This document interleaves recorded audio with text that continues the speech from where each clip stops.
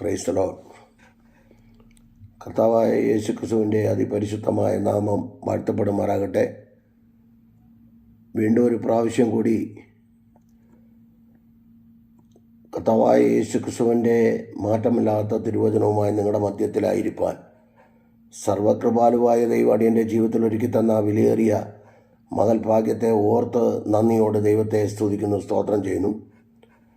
അടിയനെ ഈ വീഡിയോയിൽ കൂടെ ശ്രവിക്കുന്ന ജാതി മത സംഘടനാ വ്യത്യാസമന്നെ എല്ലാ പ്രിയപ്പെട്ടവർക്കും വീണ്ടും വരുന്ന യേശുക്രിസ്തുവിൻ്റെ നിസ്തുല്യ നാമത്തിൽ എൻ്റെ സ്നേഹബന്ധനത്തെ പ്രാരംഭമായി അറിയിക്കുന്നതോടൊപ്പം തിരുവചന ധ്യാനത്തിലേക്ക് കടക്കുവാനായി താൽപ്പര്യപ്പെടുന്നു. അതിനാധാരമായി തിരഞ്ഞെടുക്കപ്പെട്ടിരിക്കുന്ന തിരുവെഴുത്ത് എന്ന് പറയുന്നത് കൊരിന്ത്യർക്കെഴുതിയ 2-ാം ലേഖനം 1-ാം അധ്യായം 20-ാം വാക്യമാണ്.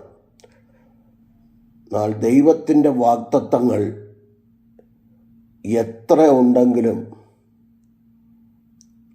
അവനിൽ ഉവ്വ് എന്നും ഞങ്ങളാൽ ദൈവത്തിന് മഹത്വം വരുമാറ് ആമേൻ എന്നും തന്നെ.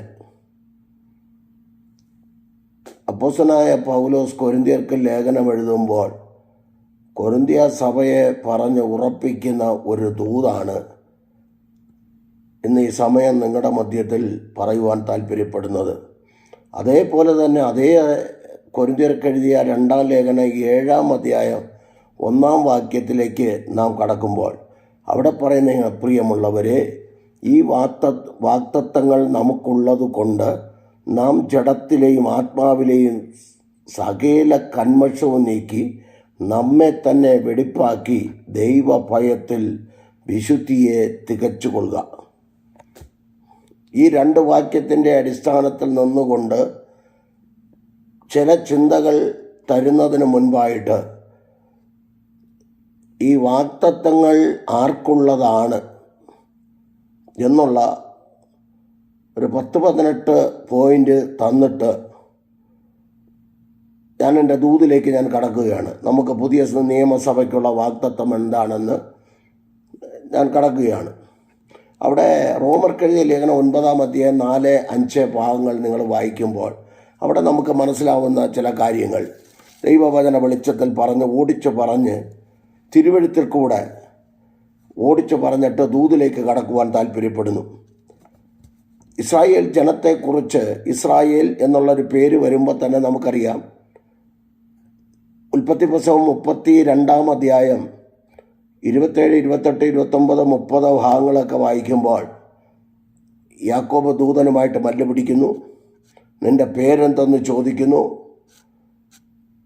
നേരം വെളുക്കുവോളം ഉഷസ്സാകുന്നോളം മൽപ്പിടുത്തം നടത്തി എന്ന് പറയുമ്പോൾ മൽപ്പിടുത്തം എന്ന് പറയുന്നത് ഹോശിയ 12:3 പറയുന്നുണ്ട്. അവൻ കരഞ്ഞ് അവനോട് അപേക്ഷിച്ചെന്ന, കരഞ്ഞപേക്ഷിച്ചു, അതാണ് മൽപ്പിടുത്തം. അല്ലാതെ ദൂതനുമായിട്ട് മല്ല് പിടിക്കാനൊന്നും പറ്റത്തില്ല. രാജാക്കന്മാർക്കെഴുതിയ 2-ാം പുസ്തകം 19:35 പറഞ്ഞ് അന്ന് രാത്രി 1,85,000 അശൂർ പട്ടാളത്തെ ഒരു ദൂതൻ ഇറങ്ങി വെട്ടിമാറ്റി. നേരം വെളുത്തൂക്കി ശവങ്ങളായി കിടക്കുന്ന കണ്ടെന്ന. അപ്പോൾ അതുകൊണ്ട് ദൂതനോട് മൽപ്പിടുത്തവും നടക്കത്തില്ല. യാക്കോബ് കരഞ്ഞ് ദൈവത്തോട് അപേക്ഷിക്കുകയാണ് ചെയ്തത്. അത് ഹോശേയ പ്രവാചകൻ്റെ പുസ്തകം 12-3 വാക്യത്തിലേക്ക് വായിക്കുമ്പോൾ നിങ്ങൾക്കത് മനസ്സിലാവും. അങ്ങനെ അവിടെ വായിക്കുന്നു. ഉൽപ്പത്തി 32-27, 28 വായിക്കുമ്പോൾ നിൻ്റെ പേരെന്തെന്ന് ചോദിക്കുന്നു. എൻ്റെ പേര് യാക്കോബ് എന്ന് പറയുന്നു. ഇന്നു മുതൽ നീ ദൂതനുമായി ദൈവത്തോട് മല്ല് പിടിച്ച് ജയിക്കുക കൊണ്ട് നിൻ്റെ പേര് ഇസ്രായേൽ, ഇന്നു മുതൽ ഇസ്രായേൽ എന്ന് പേരായിരിക്കും എന്ന് പറഞ്ഞു. അങ്ങനെ ഇതിനെക്കുറിച്ച് അപ്പോസ്തലനായ പൗലോസ് ഇസ്രായേൽ ജനത്തിനുള്ള ദൈവം കൊടുത്തിരിക്കുന്ന നന്മകൾ, അല്ലെങ്കിൽ ആത്മീയമായും ഭൗതികമായും നന്മകൾ നമുക്കറിയാം. ആവർത്തന പുസ്തകം 28-1 മുതൽ 14 വരെയുള്ള വാക്യങ്ങൾ അവർക്കുള്ള അനുഗ്രഹങ്ങളാണ്, നന്മകളാണ് ദൈവം കൊടുത്തിരിക്കുന്നത്. അവർക്ക് ഈ അക്ഷരീക കനാനും അക്ഷരീക നന്മകളുമാണ് കൊടുത്തിരിക്കുന്നത്. എന്നാൽ നമ്മുടെ വിഷയത്തിലേക്ക് ഞാൻ ലാസ്റ്റിലേക്ക് വരുന്നതിന് മുമ്പ് ചില ചിന്തകൾ പറയുവാൻ താല്പര്യപ്പെടുകയാണ്. ഒന്ന്, റോമർക്കെഴുതിയ ലേഖനം 9-ാം അധ്യായം 4-5 വാക്യങ്ങളിലേക്ക് വരുമ്പോൾ അവിടെ പറയുന്നു, ഒന്ന്, അവർ ഇസ്രായേലിയരാണ്. 2, പുത്രത്വം അവർക്കുള്ളതാണ്. 3 തേജസ് അവർക്കുള്ളതാണ്. 4 നിയമങ്ങൾ അവർക്കുള്ളതാണ്. 5 ന്യായപ്രമാണം അവർക്കുള്ളതാണ്. 6 ആരാധന അവർക്കുള്ളതാണ്. 7 വാഗ്ദത്തങ്ങൾ അവർക്കുള്ളവ തന്നെ. 8 പിതാക്കന്മാരും അവർക്കുള്ളത് തന്നെ. 9 ജഡപ്രകാരം ക്രിസ്തു യേശുവും അവരിൽ നിന്നാണ് വന്നത്. 9 അരുളപ്പാടുകൾ അവർക്കുള്ളവയാണ്. ഒന്നാമതായി യഹൂദൻ്റെ പക്കൽ ദൈവ അരുളപ്പാട് കൊടുത്തിരിക്കുന്നു. റോമർക്കെഴുതിയ ലേഖനം 3-1-2 വാക്യം. അരുളപ്പാടുകൾ അവർക്കുള്ളത്. 10 രക്ഷ അവർക്കുള്ളതാണ്. 10 അരുളപ്പാട് അവർക്കുള്ളത്. 11 രക്ഷ അവർക്കുള്ളത്. യോഹന്നാന്റെ സുവിശേഷം 4:22. അടുത്ത് ഇസ്രായേലിനെ കുറിച്ച് പറയുന്നത് 12 അവർ പ്രത്യേക സമ്പത്താണ്, ദൈവത്തിന് പ്രത്യേക സമ്പത്താണ്. പുറപ്പാട് പുസ്തകം 19:5. 13 പറയുന്നു 13 യഹോവയാൽ തെരഞ്ഞെടുക്കപ്പെട്ടവരാണ്. ആവർത്തനം 14-ാം അധ്യായം പഠിക്കുമ്പോൾ നമുക്കറിയാം. 14-ാം അധ്യായം പഠിക്കുക. യഹോവയാൽ തെരഞ്ഞെടുക്കപ്പെട്ടവരാണ്. 14 സകല ജാതികളെക്കാൾ ഉയർത്തപ്പെട്ടവരാണ്. ആവർത്തനം 26:1 വായിക്കുമ്പോൾ അവിടെ കാണാം. 15 ആട്ടിൻകൂട്ടത്തെ പോലെ നടത്തപ്പെടുന്നവർ. സങ്കീർത്തനം 130:3, 78, 52. 15 അവിടെ അടുത്ത് പറയുന്നു. 16 പറയുന്നു സേവനത്തിന് ഒരുക്കപ്പെട്ടവർ. അപ്പോസ്തലപ്രവൃത്തി 15:14, ലൂക്കോസ് 1:17. 17 പറയുന്നു 17 ശുഷ്കാന്തിയുള്ളവർ. തീത്തോസ് 2:14. 18 ഹൃദയത്തിൽ ന്യായപ്രമാണം എഴുതപ്പെട്ടവർ. എബ്രായർക്കെഴുതിയ ലേഖനം 8:10. ഇനി എൻ്റെ ചിന്താവിഷയത്തിലേക്ക് കടക്കാം. അപ്പോൾ ഇത് ഇത്രയും കാര്യങ്ങൾ അരുളപ്പാട് അവർക്കുള്ളത്, പിതാക്കന്മാർ അവർക്കുള്ളത്, ആരാധന അവർക്കുള്ളത്, സകലവും അവർക്കുള്ളത്. അപ്പോൾ നമ്മൾ ഈ പുറം ജാതിയിൽപ്പെട്ട തോമാസ് ലീഗയുടെ ആൾക്കാരൊക്കെ കേൾക്കാൻ കൂടെ പറയുന്നത് പുറം ജാതിയിൽപ്പെട്ട നാം. കാരണം ജനിച്ചപ്പോഴേ പാരമ്പര്യക്കാരൊക്കെ കുറേ പേരുണ്ട്, അതുകൊണ്ട് പറയുക. ഞങ്ങൾ പാരമ്പര്യമായിട്ട് ബന്ധക്കോസുകാരാണെന്ന് പറയുന്നവർ. എത്ര വർഷമായി പാരമ്പര്യം ഇന്ത്യയിൽ ബന്ധക്കോസ് വന്നിട്ടെന്നൊക്കെ അറിയാത്തവരതൊക്കെ പറയുന്നു. അപ്പോൾ ഞങ്ങൾ തോമാസ് ലീഗയുടെ ആൾക്കാരെന്ന് പറയുന്നവർ നിങ്ങളൊക്കെ പുറം ജാതികളായിരുന്നു, നമ്മളെല്ലാം ഇന്ത്യയിൽ ജനിച്ചവരെല്ലാം ഹിന്ദു ആയിരുന്നു. അപ്പോൾ അതിനു മുമ്പേ യഹൂദന്മാരൊക്കെ ഉണ്ടായിരുന്നു ഇന്ത്യയിലെ യഹൂദന്മാർ. തോമാസ് ലീഗ വരുന്നതിന് മുൻപ് വരുന്നെന്ന് പറഞ്ഞവർ അതൊന്ന് നല്ലപോലൊന്നും മനസ്സിലാക്കേണ്ട കാര്യമുണ്ട്. അന്ന് തോമാസ് ലീഗ വന്നോ എന്നും കൂടെ അതിന് മുൻപ് യഹൂദന്മാർ ഇന്ത്യയിലുണ്ടായിരുന്നു, അതാണ് സത്യം. അതിനു മുൻപ് യഹൂദന്മാർ ഇന്ത്യയിലുണ്ടായിരുന്നു, ചരിത്രം തെളിയിക്കുന്നു. ഞാൻ ആ ഭാഗത്തേക്ക് പോകുന്നില്ല. അപ്പം നമുക്ക് എന്താണ് റോമർക്കെഴുതിയ ലേഖനം 11-ാം അധ്യായം 16 മുതൽ 24 വരെയുള്ള ഭാഗങ്ങൾ നമ്മൾ വായിക്കുമ്പോൾ എല്ലാവർക്കും അറിയാം, പക്ഷെ ഇതൊന്നും നമുക്കുള്ളതല്ല. നാട്ടൊലിവിനെ ഒടിച്ചു കളഞ്ഞിട്ട് കാട്ടൊലിവായ നമ്മെ, പുറം ജാതികളായിരുന്ന നമ്മെ ഇതിനോട് ഒട്ടിച്ച് ബഡ് ചെയ്ത് നിർത്തിയിരിക്കുക. അവിശ്വാസത്താൽ യഹൂദൻ എന്ന കൊമ്പ് ഒടിഞ്ഞു പോയിട്ട് ഒടിച്ചു കളഞ്ഞിട്ട് വിശ്വാസത്താൽ നമ്മെ അതിനോടുകൂടെ ബഡ് ചെയ്ത് വച്ചിരിക്കുക.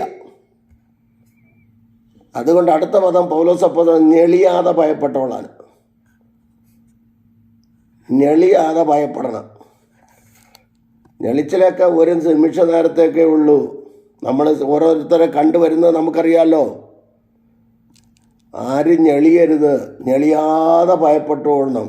റോമർ 13:13 പറയുന്നു, പകൽ വന്ന പോലെ മര്യാദയ്ക്ക് നടന്നുകൊള്ളണമെന്നാണ്. ദൈവവചനം പറയുന്ന കാര്യമാണ് പറയുന്നത്, ഞാൻ പറയുന്നതല്ല. ഞാൻ നിങ്ങളെ മര്യാദ പഠിപ്പിക്കാനൊന്നും, നിങ്ങളെ മര്യാദ പഠിപ്പിക്കാനൊന്നുമല്ല. ഹൈന്ദവ സഹോദരങ്ങൾ, മുസ്ലിം സഹോദരങ്ങളൊക്കെ ഇത് കേൾക്കുന്നുണ്ട്, അതുകൊണ്ട് പറയുക. അപ്പം ഞെളിയാതെ ഭയപ്പെട്ടോണമെന്ന്, 2 മര്യാദയ്ക്ക് നടന്നോളണമെന്ന്. മര്യാദ കെട്ട് നടക്കരുതെന്നല്ലേ പറഞ്ഞ് എൻ്റെ അർത്ഥം. അഹരോൻ ജനത്തെ കെട്ടഴിച്ചു വിട്ടതുപോലെ ഇന്ന് കെട്ടഴിച്ചു വിട്ടിരിക്കുക.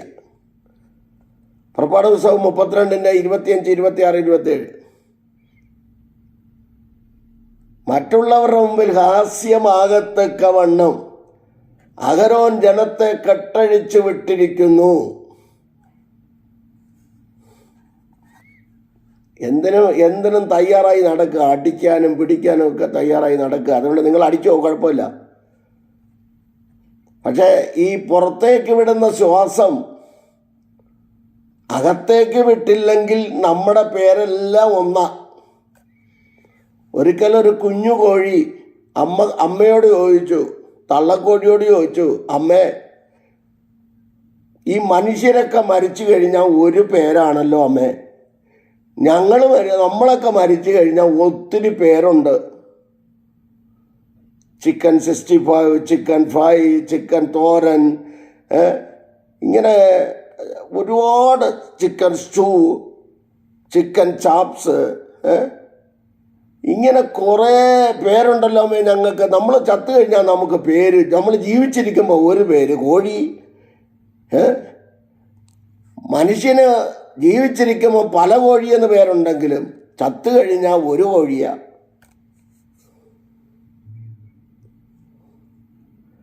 അവർക്ക് ചിക്കൻ 65 വരെ ഉണ്ടെന്നാ എൻ്റെ ഭാഷയെ പറഞ്ഞ. അങ്ങനെയൊന്നുമില്ല ഞാൻ പറയുക. ചെന്നിരുന്ന് കഴിക്കുന്നവർക്കറിയാമല്ലോ എന്ത് വേണം. അവരുടെ പേര് ചത്തു കഴിയുമ്പോഴാണ് വലുതാവുന്നത്. നമുക്കൊക്കെ ചത്തു കഴിയുമ്പോൾ ധർമ്മരാജനെന്നാരും പറയത്തില്ല. അതുകൊണ്ട് പുറത്തേക്ക് വിടുന്ന ശ്വാസം അകത്തേക്കൊന്ന് വലിച്ചു വിട്ടെങ്കിലേ ധർമ്മരാജൻ എന്ന് പറയാൻ പറ്റൂ.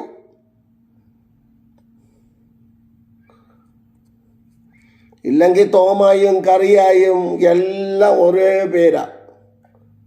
ചാക്കോച്ചനും മറിയാമ്മയും എല്ലാം ഒരേ ഒരു പേരിലേക്ക് വരും. അതുകൊണ്ട് വലിച്ചു വിടുന്ന ശ്വാസം കർത്താവെ പുറത്തേക്ക് വിടുന്നത് ഇന്ന് അകത്തേക്ക് കയറ്റി വിടുവാൻ കൃപ തന്നതോർത്ത് നന്ദി പറഞ്ഞിട്ട് കിടക്കണം. ആ പകല് പണിഞ്ഞ പാരകളെല്ലാം എടുത്ത് വെളിയിൽ കളഞ്ഞിട്ട് ഇസ്രായേൽ ജനത്തിന് നാറിയത് കുഴിച്ചിടാനാണ് പാര ദൈവം കൊടുത്തിരുന്നത്.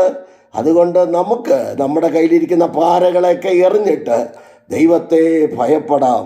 യഹോവയെ ഭയപ്പെട്ട് അവൻ്റെ വഴികളിൽ നടക്കുന്ന ഏവനും ഭാഗ്യവാൻ. നിന്റെ കൈകളുടെ അധ്വാന ഫലം നീ തിന്നും, നീ ഭാഗ്യവാൻ, നിനക്ക് നന്മ വരും. നിന്റെ ഭാര്യ നിന്റെ വീട്ടിനകത്ത് ഫലപ്രദമായ മുന്തിരിവള്ളി പോലെയും മത്തവള്ളിയാകാത്തതിനായി സ്തോത്രം. മുന്തിരിവള്ളി എന്ന് പറഞ്ഞതിനായി സ്തോത്രം. നിന്റെ മക്കൾ നിന്റെ മേശയ്ക്ക് ചുറ്റും ഒലിവ് തൈകൾ പോലെ ഇരിക്കണമെങ്കിൽ നീ മത്തവള്ളി ആകരുത്, മുന്തിരിവള്ളി ആയിക്കൂ, കുഴപ്പമില്ല. മത്തവള്ളിക്കൊരു ഗുണമുണ്ട്, ചുവട് ഇവിടെയും കൂറപ്പുറവുമായിരിക്കും. അതുകൊണ്ട് മത്തവള്ളിയല്ല, ഞങ്ങൾ മുന്തിരിങ്ങയാകാത്തതിന് സ്തോത്രം പറയാം സഹോദരിമാരെ. മുന്തിരിങ്ങയായിരുന്നെങ്കിൽ ഇവന്മാരെല്ലാം കൂടെ ചവച്ചു തുപ്പി കളയുമായിരുന്നു. പക്ഷേ മുന്തിരി വള്ളി ആയതുകൊണ്ട് നിന്റെ ഭാര്യ നിന്റെ വീട്ടിനകത്ത് ഫലപ്രദമായ മുന്തിരി വള്ളി പോലെയും വള്ളി ആയതുകൊണ്ടാണ് യവന്മാരെ എട്ട് ചവിട്ടിയിട്ടും ചുറ്റിപ്പറ്റി നിൽക്കുന്നതിൻ്റെ കാരണം വള്ളി ആയതുകൊണ്ടാണ്. മുന്തിരിങ്ങയായിരുന്നെങ്കിലോ എൻ്റെ ഭാര്യ അല്ലെങ്കിൽ നിന്റെ ഭാര്യ നിന്റെ വീട്ടിനകത്ത് ഫലപ്രദമായ മുന്തിരിങ്ങ പോലെയും എന്ന് പരിശുദ്ധാത്മാവ് എഴുതി വെച്ചിരുന്നെങ്കിലുള്ള കാര്യം നോക്കിക്കേ. വളരെ ശ്രദ്ധിക്കണേ. അതുകൊണ്ട് നമുക്ക് പ്രാർത്ഥിക്കാം, ദൈവമേ പുറത്തേക്ക് വിട്ട ശ്വാസം അകത്തേക്കൊരു കുഴപ്പവും കൂടാതെ വലിച്ചു വിടുവാൻ എനിക്ക് തന്ന കൃപയ്ക്കായി നന്ദി പറയണം. നന്ദി പറയാൻ വേണ്ടിയാണ് ഇതൊക്കെ പറയുന്നത്. ഓരോന്നിൻ്റെയൊക്കെ അഹങ്കാരം കണ്ടു കഴിഞ്ഞാൽ സഹിക്കാൻ പറ്റുന്നില്ല. അഹങ്കാരമാ.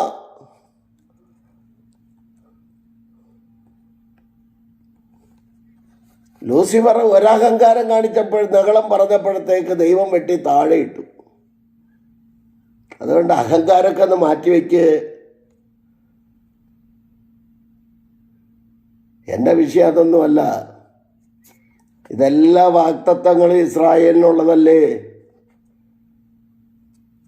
അപ്പൊ നമുക്കിതെങ്ങനെ പ്രാപിക്കാം? പുതിയ നിയമസഭയ്ക്ക് എന്താണ് വാഗ്ദത്തം? ലൂക്കോസ് 24:49, അപ്പോസ്തലപ്രവൃത്തി 1:4, 1:8, 12 മുതൽ, അപ്പോസ്തലപ്രവൃത്തി 1:12 മുതൽ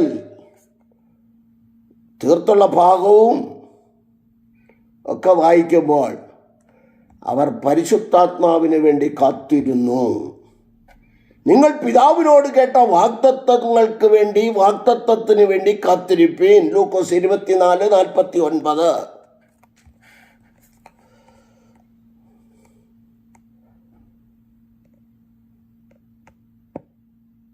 ഒരു പത്രോസ് കാരാഗ്രഹത്തിൽ കിടന്നപ്പോൾ സഭ പ്രാർത്ഥിക്കാനുണ്ടായിരുന്നു. ശ്രദ്ധയോടുകൂടിയ പ്രാർത്ഥന എന്നാ.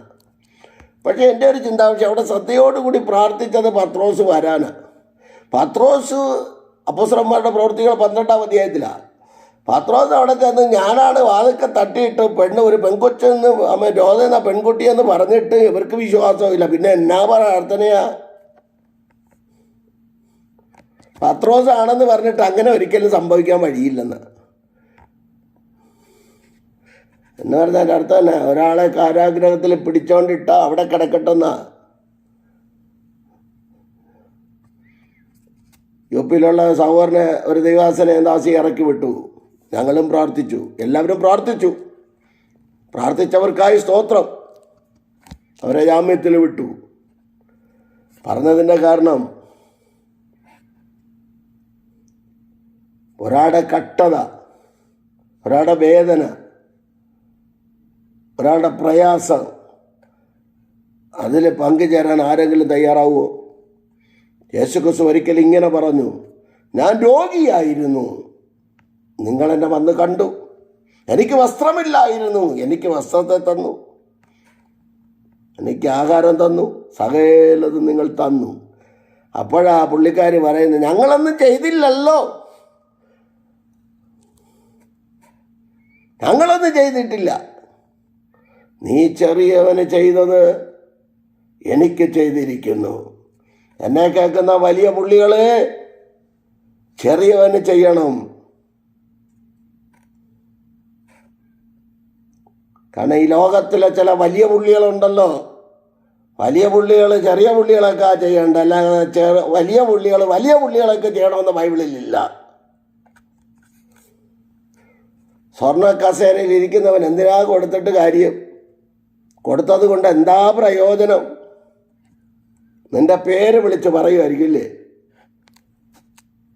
പക്ഷെ പാവപ്പെട്ടവന് വേണ്ടി ഒന്നും ചെയ്യത്തില്ല.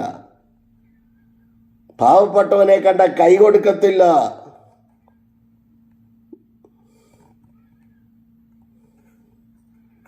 കൈ കൊടുക്കത്തില്ല കണ്ട.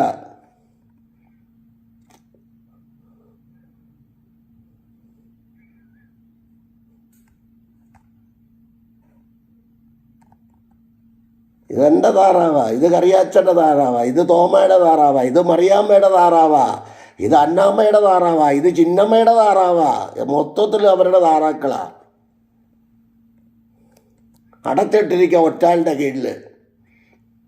കാരണം ഇതിനൊന്നിനും പുറത്തിറങ്ങാൻ പറ്റത്തില്ല. കാരണം എന്താണെന്നറിയാമോ? മഴയില്ല. മഴ പെയ്ത് വെള്ളം നിൽക്കുന്നില്ല. ഉള്ളത് ഒലിച്ചു പോയി. ഇനി എവിടെ നിന്ന് വാങ്ങുമെന്ന് അവർക്ക് തന്നെ അറിയത്തില്ല. ഉള്ളത് ഒലിച്ചു പോയി, ഒന്നുമില്ല. അതായത് തിരുവെഴുത്തുകളെ ഞാൻ പഠിച്ചപ്പോഴാണ് എനിക്ക് മനസ്സിലായത്. റോമർ 1:10, എൻ്റെ ആത്മാവിൽ ഞാൻ ദൈവത്തെ ആരാധിക്കുന്നു. ഇന്നെല്ലായിടത്തും എൻ്റെ ആത്മാവിലാണ്, മനുഷ്യാത്മാവിലാണ് ദൈവത്തെ ആരാധിക്കുന്നത്. ഹിന്ദുക്കളെയൊക്കെ കുറ്റം പറയും. അവർക്ക് അതിൻ്റെതായ ഭക്തിയുണ്ട്. അമ്പലത്തിൽ പോകുമ്പോൾ അവർക്ക് ഭക്തിയുണ്ട്. ഓർത്തഡോക്സ് സഭ, യാക്കോബറ്റ്, കത്തോലിക്ക, ഇവരെ നോക്ക്. അവരവിടെ പോകുമ്പോഴുള്ള ഭക്തി ഒന്ന് കാണണം. ഈ പുള്ളി അങ്ങോട്ട് ചാടിയോ എന്നൊന്നും ചിന്തിക്കേണ്ട. ഞാൻ ചാടിയിട്ടൊന്നുമില്ല. ഞാൻ പെന്തക്കോസിൽ തന്നെയാണ് നിൽക്കുന്നത്. പെന്തക്കോസ് അനുഭവത്തിലാണ് നിൽക്കുന്നത്. മരിക്കുന്ന കാലം വരെ ചാടത്തില്ല. ചാടുകയായിരുന്നെങ്കിൽ എനിക്ക് ലണ്ടനിൽ സ്ഥിരമായിട്ട് എനിക്ക് പ്രോഗ്രാം കിട്ടുമായിരുന്നു. എനിക്കങ്ങനെ വേണ്ട. യേശു ക്രിസ്തുവിനെ ഒറ്റിക്കൊടുത്തുള്ള കാര്യമൊന്നും വേണ്ട. യേശു ക്രിസ്തുവിനെ വേദനിപ്പിച്ചുള്ള ഒരു ശുശ്രൂഷയും വേണ്ട. തലമുറകൾക്ക് ശാപം വാങ്ങിച്ചു കൊടുക്കുന്ന ഒരു ശുശ്രൂഷയും ഞാൻ ചെയ്തിട്ടില്ല ഇന്ന് വരെ, ഇങ്ങോട്ട് ചെയ്യത്തുമില്ല. ഉറപ്പാണ് എനിക്ക്. ഞങ്ങളുടെ പിണറായി വിജയൻ, മുഖ്യൻ ബഹുമാനപ്പെട്ട പിണറായി വിജയൻ പറഞ്ഞതുപോലെ ഉറപ്പാണോ? ഉറപ്പാ എന്ന് പറഞ്ഞ് അങ്ങനെയുള്ള ഉറപ്പല്ല, ഇത് സ്പിരിച്വലിയാ. പുള്ളി രണ്ടാമത് ഉറപ്പിച്ചു. അത് നല്ല കാര്യമായി. അപ്പം ഞാൻ പറഞ്ഞത് രാഷ്ട്രീയം പറഞ്ഞതല്ല. പുള്ളിക്ക് ഉറപ്പുണ്ടായിരുന്നു രണ്ടാമതും കിട്ടുമെന്ന്. നമുക്ക് നിത്യത കിട്ടുമെന്ന് എന്താ ഉറപ്പ്? അത് അവിടുത്തെ കാര്യമല്ലേ. അവിടെ ചെല്ലുമ്പോൾ നോക്കിക്കൊള്ളാന്നാ പലരും എന്നോട് പറഞ്ഞത്. നീ അവിടെ ചെന്ന് നോക്കിയാൽ മതി. ഞങ്ങൾ ഇവിടെ നോക്കിയിട്ടാണ് അങ്ങോട്ട് പോകുന്നത്. ഇവിടെ ചെയ്യേണ്ട എന്തൊക്കെ ചെയ്യണോ അത് ചെയ്യണം. വിശുദ്ധിക്ക് വേണ്ടി നിൽക്കണം. അതാ കൊരിന്ത്യർക്കെഴുതിയ 2-ാം ലേഖനം 7-ാം അധ്യായം എടുത്ത് വെച്ച് വായിച്ചു നോക്കുക. ഹാഗിയോസ് എന്നുള്ള ഗ്രീക്ക് പദം വിശുദ്ധിയെ തികച്ചുകൊള്ളുക. ദൈവ ഭയത്തിൽ വിശുദ്ധിയെ തികച്ചുകൊള്ളുക.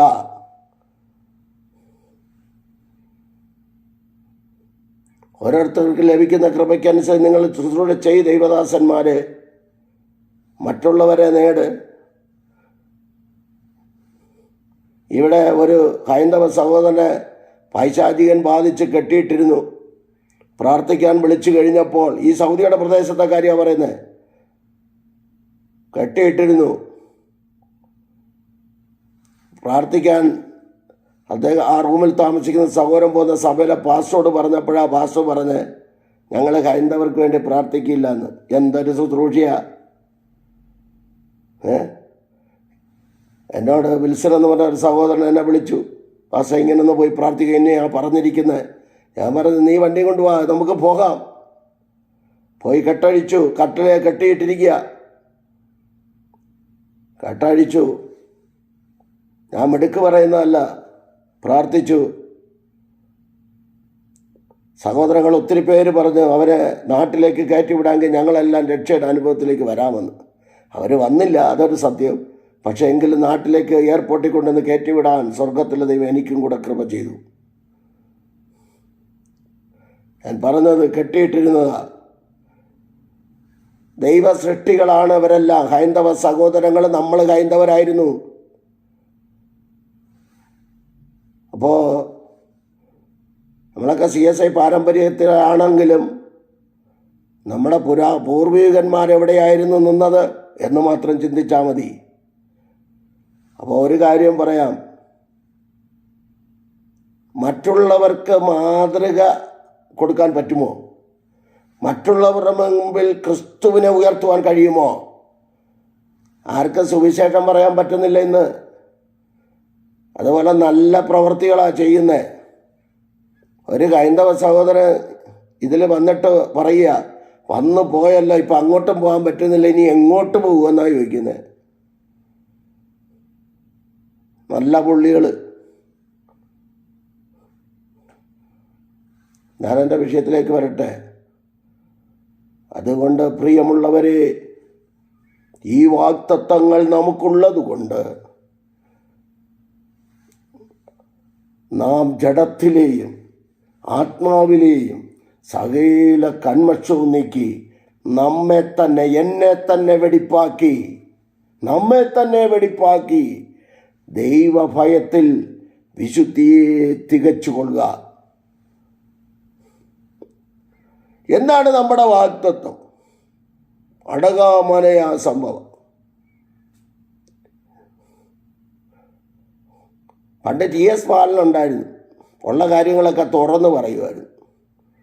അതുകൊണ്ട് ഇച്ചിരി പേടിയുണ്ടായി. ലാസ്റ്റിൽ പറഞ്ഞ് അയാൾ മരിച്ചപ്പോൾ എന്തോ ഒരു സന്തോഷമായിരുന്നു. ഉള്ള കാര്യമല്ലേ വിളിച്ചു പറയുന്നത്. ദൈവവചനം കറ തീർന്ന് പ്രസംഗിക്കുന്ന ഒരൊറ്റ ഒരുത്തനെമാരും വിളിക്കത്തില്ല.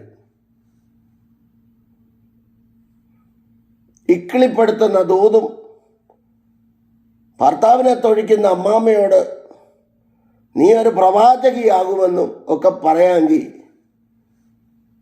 ഭാര്യയെ തൊഴിക്കുന്ന അച്ചായനോടും പറയും നീ ഒരു അപ്പോസ്തലനാകുമെന്ന്. ഭാര്യയെ തൊഴിക്കുന്ന അച്ചായനും ഭർത്താവിനെ തൊഴിക്കുന്ന ചിന്നമ്മയും എങ്കിൽ ഓക്കെയാ.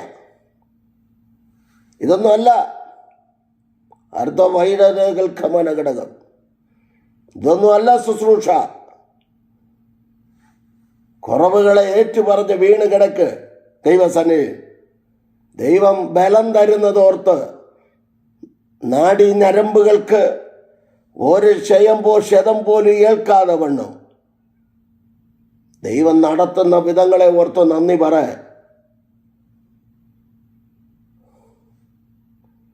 അതിനാരും തയ്യാറല്ല. എൻ്റെ മിടുക്ക്, എൻ്റെ കഴിവ് ഒന്നുമല്ല. ദൈവം നിർത്തുന്നത് കൊണ്ടാ നമ്മൾ നിൽക്കുന്നത്. ഞാനടക്കം ദൈവത്തിന് കോടാനുകോടി നന്ദി പറയണം. ചിലരൊക്കെ വിചാരിക്കുന്ന ഈ രഹസ്യത്തിൽ പറയുന്ന ആരും കേൾക്കത്തില്ല, മനസ്സിലാവത്തില്ലെന്നാ. ലൂക്കോസിന്റെ 12:4 മുതൽ 7 വരെ വായിച്ചാൽ മതി. അവിടെ കിടപ്പുണ്ട്. ഗൂഢമായതൊന്നും വെളിച്ചത്ത് വരാതിരിക്കത്തില്ല. അതിനൊക്കെയുള്ള ദൈവദാസന്മാർ ഇന്നും ഉണ്ട്, ഇല്ലെന്നല്ല. അവൻ ചിലരെ അപ്പോസ്തലന്മാരായി, ചിലരെ പ്രവാചകന്മാർ, ചിലരെന്നേ ഉള്ളൂ. ഞാനങ്ങ് എടുക്കുക. ഇന്നും പ്രവചന ശുശ്രൂഷ ചെയ്യുന്ന കർത്തൃദാസന്മാർ, വചനത്തിൽ കൂടെ സൂത് കൊടുക്കുന്ന ദൈവദാസന്മാരുണ്ട്, ഉണ്ടെന്ന്. അതിന് മാറ്റമില്ല.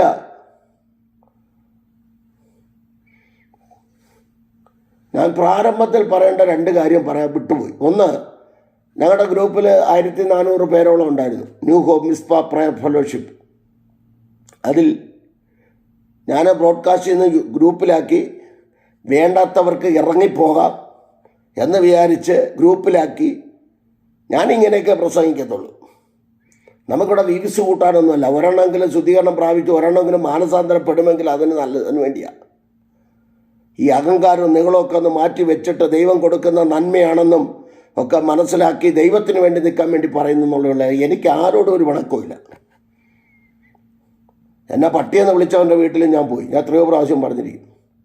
ഗ്രൂപ്പിൽ നിന്ന് നമ്പർ എടുത്തിട്ട് ആൾക്കാരോട് ദൂത് വിളിച്ച് പറയുന്ന പലരും കംപ്ലൈൻറ്റ് ചെയ്തിട്ടുണ്ട്.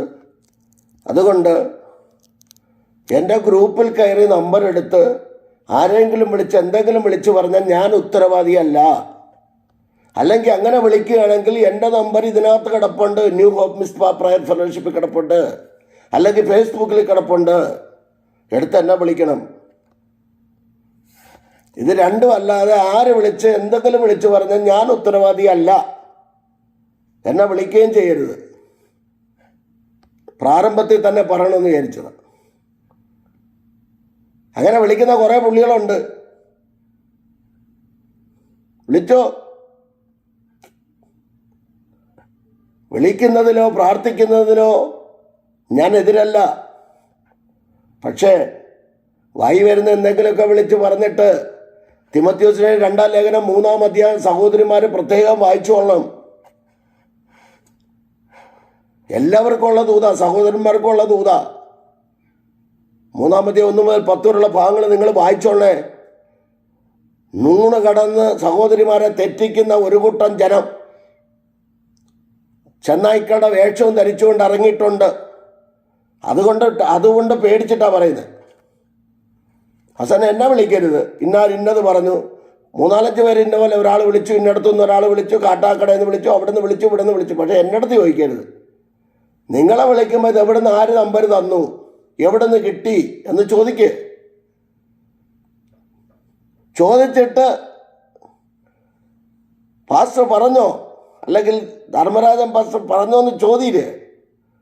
ധർമ്മരാജന്മാർ ഒരുപാടുണ്ട്. പക്ഷേ ധർമ്മരാജൻ എന്ന് പറയുന്നത് കാട്ടക്കെട്ടുന്ന ഒരാളേ ഉള്ളൂ. ധർമ്മരാജൻ്റെ വോയിസ്, ധർമ്മരാജൻ്റെ കണ്ണ്, ധർമ്മരാജൻ്റെ മൂക്ക്, ധർമ്മരാജൻ്റെ ബേസ്. ധർമ്മരാജൻ ഒരാളാണ്, ഞാനാ. പക്ഷെ ധർമ്മരാജൻ എന്ന് പേരുള്ള ഒരുപാട് പേരുണ്ട്. അതുകൊണ്ട് വളരെ ശ്രദ്ധിച്ചോണം. അതിനാണ് ഞാൻ ഈ പെട്ടെന്ന് ഈ വീഡിയോ ഇടാനുള്ള കാരണം. ഒരുപാട് പേര് വിളിച്ച് പറഞ്ഞു, ഒരുപാട് പേര് കംപ്ലൈൻറ്റ് പറഞ്ഞിട്ടുണ്ട്. അതുകൊണ്ട് പറയുക, ഇവന്മാർക്ക് വേറെ ജോലിയൊന്നുമില്ലേ? അധ്വാനിക്കാൻ വയ്യ. ദൂത് പറച്ചിലാണ്. എന്താന്ന് ദൂത? വചനമില്ലാത്ത ദൂത് ആരും ഏറ്റെടുക്കല്ലേ സഹോദരന്മാരെ, ദൈവദാസന്മാരെ, സഹോദരിമാരെ. വചനം ഇല്ലാത്ത ദൂത് ഏറ്റെടുക്കരുത്. യേശുക്രിസ്തു ഒരിക്കൽ പറഞ്ഞു, യോഹന്നാന്റെ സുവിശേഷം 3:34, ദൈവയച്ചവൻ ദൈവത്തിൻ്റെ വചനം പ്രസ്താവിക്കുന്നു, അവന് കൃപകളെ അളവ് കൂടാതെയല്ലോ കൊടുക്കുന്നത്. യെരമ്യാവിനോട് ദൈവം പറഞ്ഞു, 3:1-5 വരെ എസ്കേൽ പ്രവചനം 3 എസ്കേലിനോട് ദൈവം വിളിച്ചു പറയുന്നു, എസ്കേല് 3:1-5 വരെ, എസ്കേലെ നീ ചുരുൾ ഭക്ഷിച്ച് ഉദരം നിറയ്ക്കുക. ഉദരം നിറച്ചിട്ട് തടിച്ച നാവും കടുത്ത തെറ്റിൽ ജാതികളുടെ അരികിലേക്കല്ല നിന്നെ ഞാൻ അയക്കുന്നത്. നിന്നെ അയക്കുന്നത് സ്വന്തം ജനമായ ഇസ്രായേൽ ജനത്തിൻ്റെ അരികിലേക്ക് അയക്കുന്നത്. ഉദരം നിറയ്ക്കണം. തമിഴ് ട്രാൻസ്ലേഷനിൽ കുടൽ നിറയ്ക്കണമെന്നാ. ഉദരം നിറച്ചിട്ട് വേണം, വചനത്താൽ നിറയണം. യെരമ്യാ 1:9 പറയുന്നു, ദൈവം പറഞ്ഞു, ഞാൻ അവൻ്റെ വായ്ക്ക് തൊട്ടു, അവന് വചനം അവൻ്റെ വായിൽ നിറച്ചെന്ന, വായിൽ വചനങ്ങളെ കൊടുത്തെന്ന. ശമൂവേൽ എഴുതിയ 2 പുസ്തകം 23:2 പറയുന്നു, അവൻ ദൈവത്തിൻ്റെ ആത്മാവ് എന്നിൽ ആവസിക്കുന്നു, എൻ്റെ നാവിൽ നിന്ന് വചനം പുറപ്പെടുന്നു. നാവിൽ നിന്ന് ദൈവം സംസാരിക്കുന്നു. ശമൂവേൽ എഴുതിയ 1 പുസ്തകം 3:21 പറയുന്നു, ദൈവം ശീലോവിൽ ശമൂവേലിന് വചനത്താൽ വെളിപ്പെട്ടതല്ലാതെ പിന്നെയും വചനത്തിൽ കൂടെ വെളിപ്പെട്ടുകൊണ്ടിരുന്നു. 3:1 ആ കാലത്ത് വചനം തീരെ ഇല്ലാതായി. ദൈവം വചനത്താൽ വെളിപ്പെടും, വചനത്തിൽ കൂടെ സംസാരിക്കും. യെരമ്യാ 25:30 നിങ്ങൾക്കറിയാലോ, ഈ വചനങ്ങളെ പ്രവചിച്ചു പറയുക. വചനങ്ങളെ പ്രവചിച്ചു പറയണം. ആരെങ്കിലും തയ്യാറാകുമോ? വചനമില്ല.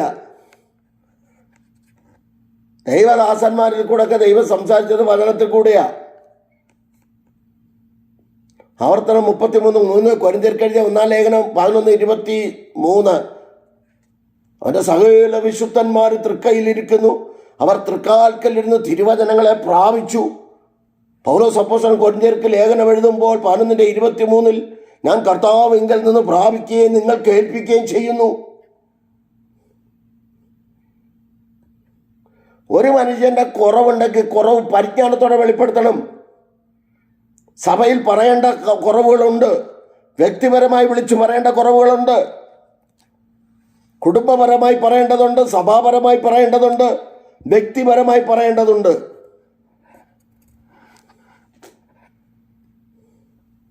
പരിജ്ഞാനത്തിൻ്റെ ആത്മാവാ. യെശയ്യാപ്രവചനം 41:10, നീ ഭയപ്പെടേണ്ട. 11:2, യെശയ്യാ 11:2, അവൻ്റെ മേൽ യഹോവയുടെ ആത്മാവ് വരും, ജ്ഞാനത്തിൻ്റെയും വിവേകത്തിൻ്റെയും ആലോചനയുടെയും യഹോവഭക്തിയുടെയും ബലത്തിൻ്റെയും. കൊരിന്ത്യർക്കെഴുതിയ 1 ലേഖനം 12:10 പറയുന്നു, ആത്മാക്കളുടെ വിവേചനവും ധൈര്യപ്പെടുത്തുന്ന ദൈവകൃപ, ബലപ്പെടുത്തുന്ന ദൈവത്തിൻ്റെ ശക്തി എല്ലാം വചനമാ. വചനം മതി, വചനം പ്രസംഗിച്ചാൽ മതി. മഞ്ഞ് പെയ്യുന്നിടത്ത പരിപാടിയൊക്കെ നിർത്താം, നമുക്കൊന്ന് ഒരുങ്ങാം. വാഗ്ദത്തം എന്ന് പറയുന്നത് പുതിയ നിയമസഭയ്ക്ക് കൃപായുഗത്തിൽ കൃപാവരങ്ങളാ. രണ്ടാമതാണ് ഭൗതിക നന്മ. എഫേസ്യർ 1:3 പറയുന്നു, സ്വർഗത്തിലെ സകലവിധ ആത്മീയ അനുഗ്രഹങ്ങളാലും അനുഗ്രഹിച്ചിരിക്കുന്നതായ നാം. ബാക്കി ഭാഗം വായിച്ചു.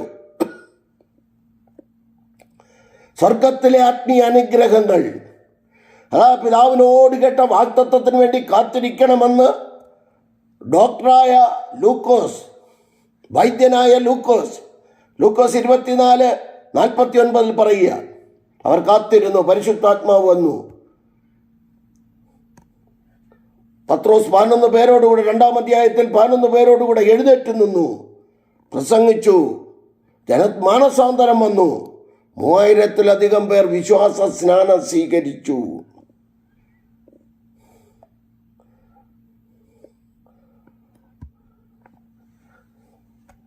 എന്താണ് നമുക്കുള്ള വാഗ്ദത്തം?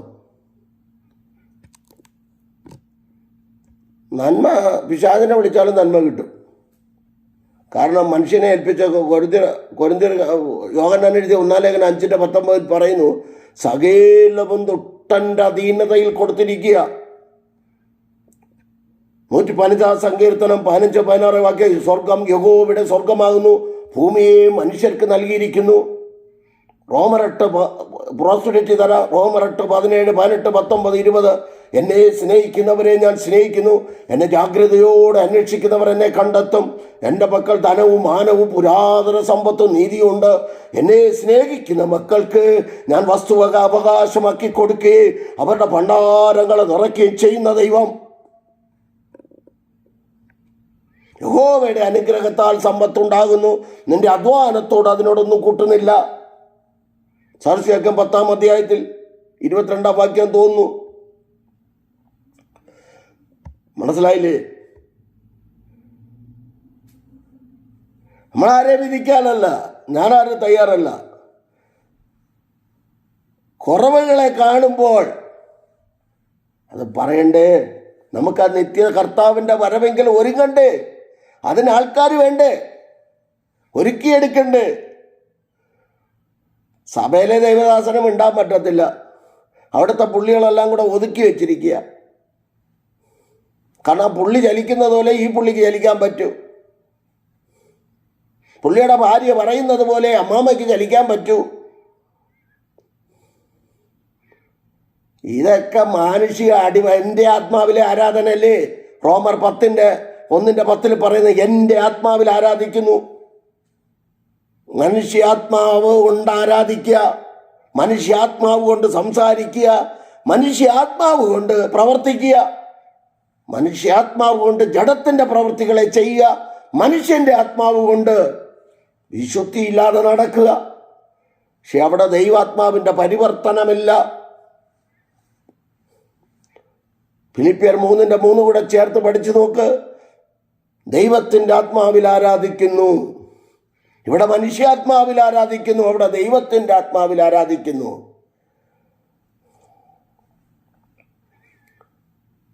എന്താണ് നമ്മുടെ വാഗ്ദത്തം? കൃപാവരങ്ങളല്ലേ? കൊരിന്ത്യർക്കെഴുതിയ 1-ാം ലേഖനം 12-ാം അധ്യായം 13-ാം അധ്യായം 14-ാം അധ്യായം പഠിക്കണ്ടേ? അത് കൊരിന്ത്യ സഭയ്ക്കുള്ളതാണോ? അല്ല, നമുക്കുള്ളതല്ലേ? വിശുദ്ധിയിലും വേർപാടിലും നടക്കുന്ന ദൈവദാസിക്ക്, കുടുംബാംഗങ്ങൾ, കുഞ്ഞുകുട്ടികൾക്ക്, അനുസരണയുള്ളവർക്ക് ദൈവവചനത്തിന് കീഴ്പ്പെടണ്ടേ? ആകയാൽ യാക്കോബ് 4:7, ആകയാൽ നിങ്ങൾ ദൈവത്തിന് കീഴടങ്ങുവിൻ, പിശാചിനോട് എതിർത്ത് നിൽപ്പിൻ, എന്നാൽ അവൻ നിങ്ങളെ വിട്ട് ഓടിപ്പോകും. പാവപ്പെട്ട ഉപദേശിമാരെ കണ്ട ഇവന്മാർക്ക് ഇഷ്ടപ്പല്ല. ടൈയും കോട്ടും ഉള്ളവനെ മാത്രമേ ഇഷ്ടമുള്ളൂ. ഞങ്ങളെപ്പോലുള്ളവരെന്ന് പ്രസംഗിക്കാൻ സ്റ്റേജിലോട്ടൊന്ന് വിളിച്ചു നോക്കുക, നിൻ്റെയൊക്കെ അഡ്രസ്സ് പോകും. അഹങ്കാരം പറയുന്നതല്ല. കാരണം കൃപയുള്ളവന്മാരെല്ലാം കാട്ടി കിടക്കുക. കൃപയില്ലാത്ത അഭിഷേകം നഷ്ടപ്പെട്ട ശൗലുമാരെല്ലാം പട്ടണത്തിലും കയറിയിരുന്ന് വിലസുക. കൃപയുള്ളവനെ ഒന്ന് വിളിച്ച് പ്രസംഗിപ്പിച്ചു നോക്ക്. കൃപയുള്ളവനെ വിളിച്ച് പ്രസംഗിപ്പിക്കത്തില്ല.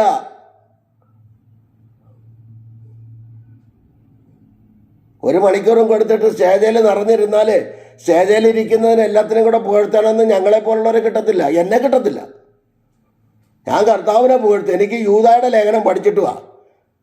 യൂദായുടെ ലേഖനം ഒരിടത്ത് അങ്ങനെ പറയാത്തതുകൊണ്ട് എന്നെ ഈ വേലാനും ഇയാളെ വിളിക്കരുതെന്ന്, ഇരുന്ന സദസ്സിനെ ഇയാളെ ബഹുമാനിച്ചില്ലെന്ന്. പിന്നെ എനിക്കെൻ്റെ കർത്താവിനെ ബഹുമാനിക്കണം.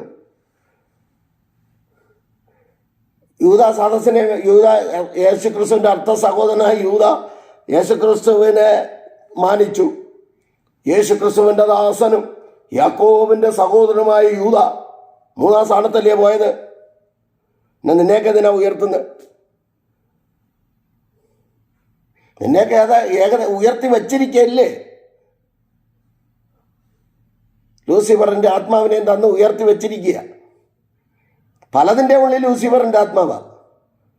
ഇല്ലെങ്കിൽ പിന്നെ എളിയവനെ ആദരിക്കാമോ? എളിയവനെ ആദരിക്കാതെ വിടുവോ? എളിയവനെതിരെ വിരൽ ചൂണ്ടുവോ?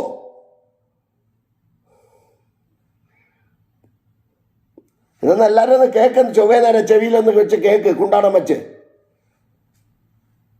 എന്തിനാ ഇത് പറയുന്നേ?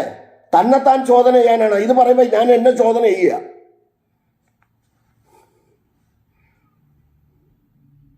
കള്ളും അടിച്ചിട്ട് കർത്തൃമേശ എടുക്കുന്നവന്മാർ, അപ്പം തിന്നുന്നവന്മാർ,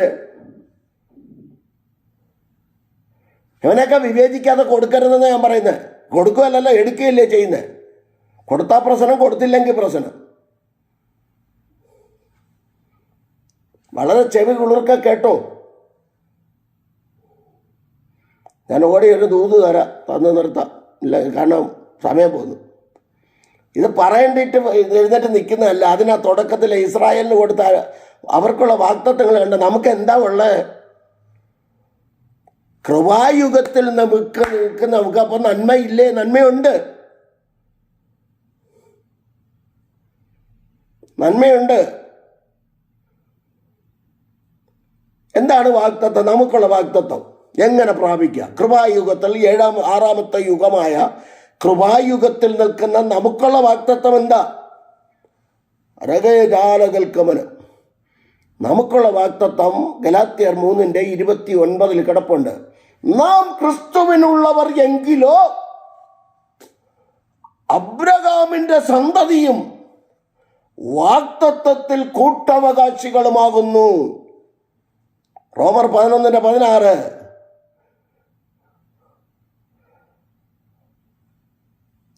അവിടെ എഴുതിയിരിക്കുന്നത് ആദ്യ ഭാഗം വിശുദ്ധമെങ്കിൽ പിണ്ണം മുഴുവനും വിശുദ്ധം. ആദ്യ ഭാഗം എന്നവിടെ പറയുന്ന അബ്രഹാമിനെയാണ് കാണിക്കുന്നതെന്ന് ഞാൻ ചിന്തിക്കുന്നു. അബ്രഹാമിന്റെ സന്തതികളെ കുറിച്ചാണ് തുടർന്ന് പറയുന്നത്. നാം ക്രിസ്തുവിനുള്ളവരാകണം. 1 രക്ഷ, 2 മാനസാന്തരം, 3 വീണ്ടെടുപ്പ്, 4 വിശ്വാസ സ്നാനം, കൂട്ടായ്മ, കർത്തൃമേശ, ഉപവാസം, പ്രാർത്ഥന, ആരാധന. എൻ്റെ ആത്മാവിലെ ആരാധന അല്ല, ദൈവാത്മാവിലെ ആരാധന. മനുഷ്യാത്മാവും ദൈവാത്മാവും കൂടെ സമ്മേളിച്ച് കഴിയുമ്പോൾ അവിടെ ആരാധന വെളിപ്പെടും.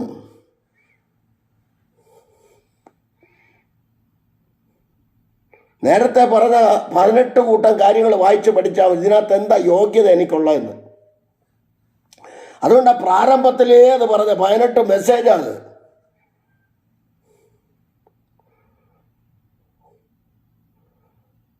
അപ്പൊ ക്രിസ്തുവിനെ വേണ്ട,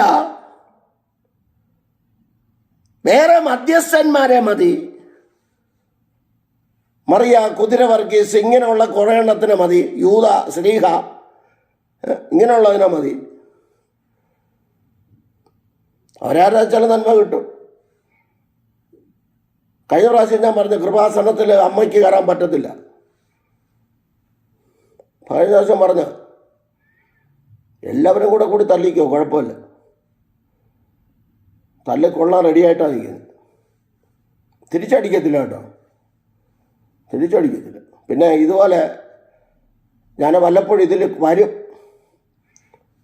യൂട്യൂബിൽ കർത്താവ് അയച്ചു തന്നാൽ വരും, ഫേസ്ബുക്കിലും വരും. ഫേസ്ബുക്കിൽ ഞാൻ പറയുന്നില്ല, ലൈവായതുകൊണ്ട്.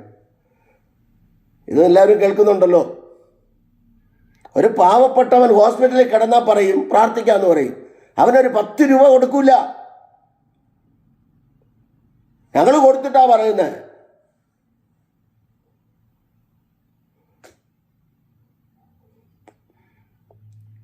പ്രാർത്ഥിച്ചോളാന്ന് പ്രാർത്ഥിക്കത്തുമില്ല. ഞങ്ങളുടെ പ്രാർത്ഥന എന്നിട്ട് ലാസ്റ്റിൽ പറയും പ്രാർത്ഥനയുടെ ഫലമാണ്. അവൻ ഒരു വാക്ക് പോലും പ്രാർത്ഥിച്ച് കാണത്തില്ല. ശമൂൽ എഴുതിയ 1 പുസ്തകം 12:23, ഞാനോ നിങ്ങൾക്ക് വേണ്ടി പ്രാർത്ഥിക്കാതിരിക്കുന്നതിനാൽ യഹോവയോട് പാപം ചെയ്യുവാനിട വരരുത്.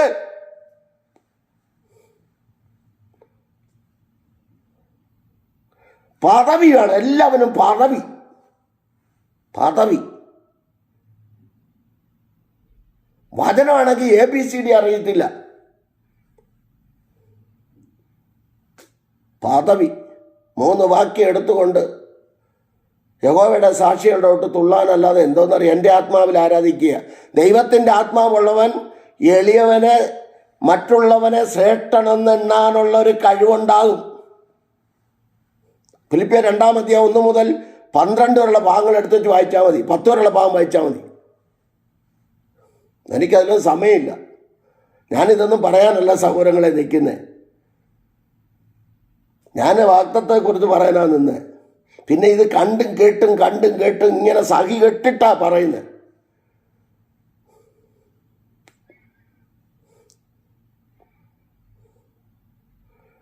ഇവിടെ സൗദിയിൽ ജോസ് സഹോദരൻ കിടപ്പുണ്ട്. ഇവർ പറയുന്നത് 12,000 റിയാൽ വേണമെന്ന്. ആരെങ്കിലും ഉണ്ടെങ്കിൽ പോയി കൊടുക്ക്. 12,000 അല്ല, 25,000 റിയാൽ ആവശ്യമില്ലാതെ ചിലവാക്കാനുണ്ടല്ലോ, ഉണ്ടെങ്കിൽ കൊടുക്ക്.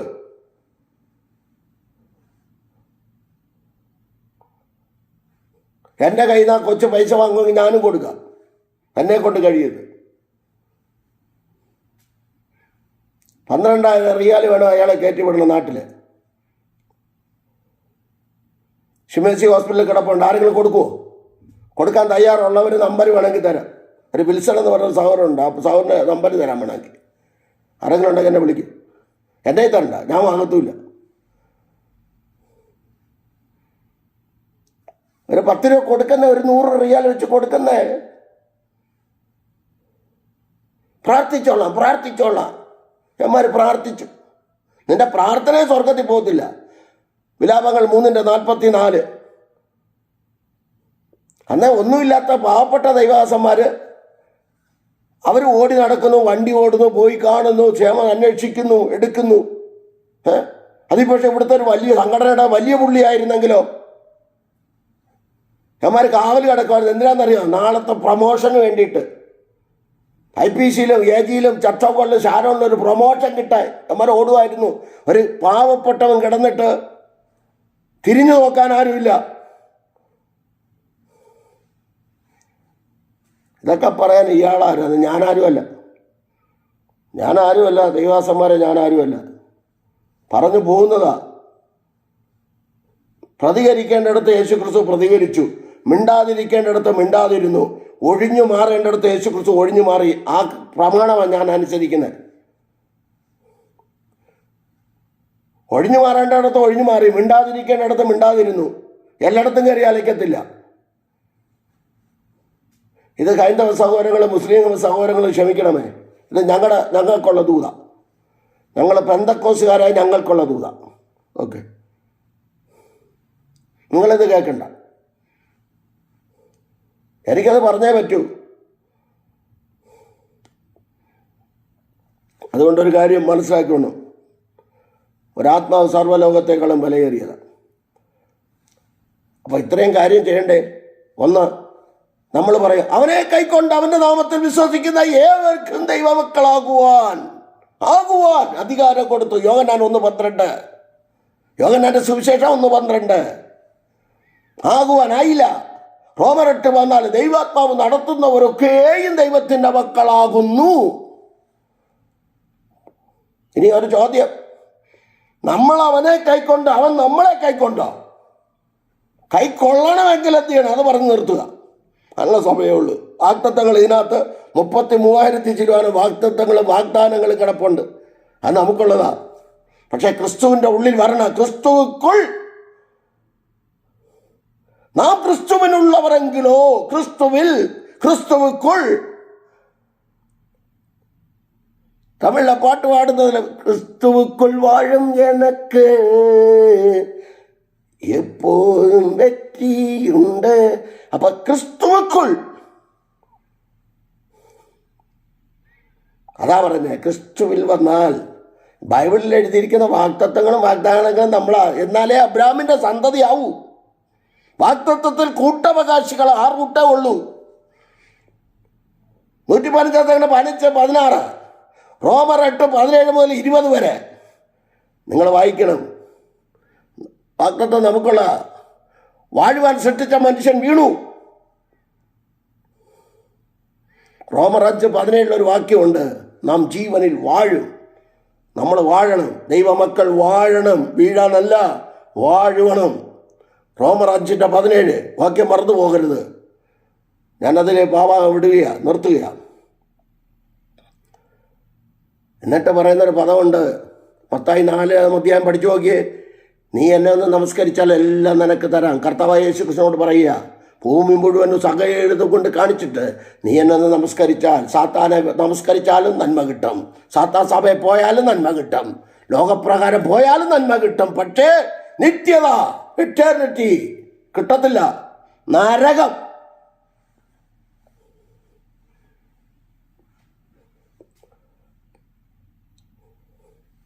നരകം. അതുകൊണ്ടത് വേണ്ട. ആ നിത്യതയ്ക്ക് വേണ്ടി നമുക്ക് ഒരുങ്ങാം. നമുക്ക് തലമുറകൾക്ക് നമുക്ക് മാതൃക കാണിച്ചു കൊടുക്കാം. യോബിൻ്റെ പുസ്തകം 9:24 ചേർത്ത് വായിച്ച്, ഭൂമിയെ ദൈവം ദുഷ്ടന്മാരുടെ കയ്യിൽ ഏൽപ്പിച്ചിരിക്കുന്നു. കണ്ടോ, വാഗ്ദത്തം പോയില്ലേ? യോബ് സമകാലിക പുസ്തകമല്ലേ? വാഗ്ദത്തം പോയില്ലേ? നിങ്ങളൊന്ന് ഓർത്ത് നോക്ക്. വാഗ്ദത്തം പോയി. ഇനി അതിനെ പോരാടണം. വിശുദ്ധിയെ തികച്ചുകൊണ്ട് ഈ വാഗ്ദത്തങ്ങൾ നമുക്കുള്ളത് കൊണ്ട് നാം ജഡത്തിലെ ആത്മാവിലെ സകല കന്മഷവും പോക്കി ദൈവഭയത്തിൽ വിശുദ്ധിയെ തികച്ച് നമുക്ക് തന്നിരിക്കുന്ന വാഗ്ദത്തം മത്തായി 6:33, മുൻപേ മുതലാവത് അവനുടെ രാജ്യത്തെ നീതിയെ തേടുകൾ, ഇതോടുകൂടെ സകലവും കൊടുക്കപ്പെടും. അതുകൊണ്ട് നമുക്ക് പ്രാർത്ഥിക്കാം. ദൈവം തരും. ദൈവം വാഗ്ദത്തം ചെയ്തിട്ടുള്ള വാക്ക് മാറിയിട്ടില്ല, വാക്ക് മാറത്തില്ല. നിന്റെ തലമുറകൾക്കൊരു വാഗ്ദത്തം കൊടുത്തിട്ടുണ്ടോ? നിനക്കൊരു വാഗ്ദത്തം തന്നിട്ടുണ്ടോ? ശുശ്രൂഷയിലൊരു വാഗ്ദത്തം തന്നിട്ടുണ്ടോ? എൻ്റെ ദൈവം വാക്ക് മാറത്തില്ല. വിശുദ്ധിക്ക് വേണ്ടി നിൽക്കുന്ന ദൈവദാസന്മാരെ, കുടുംബാംഗങ്ങളെ, കുഞ്ഞുകുട്ടികളെ, നിങ്ങളുടെ വാഗ്ദത്തം ദൈവം മാറ്റത്തില്ല. നിങ്ങൾ ദൈവസന്നിധിയിൽ പ്രാർത്ഥിക്ക്, മാതാപിതാക്കൾക്ക് കീഴ്പ്പെട്, മാതാപിതാക്കളെ അനുസരിക്ക്, ദൈവവചനത്തെ അനുസരിച്ച് നടക്ക്.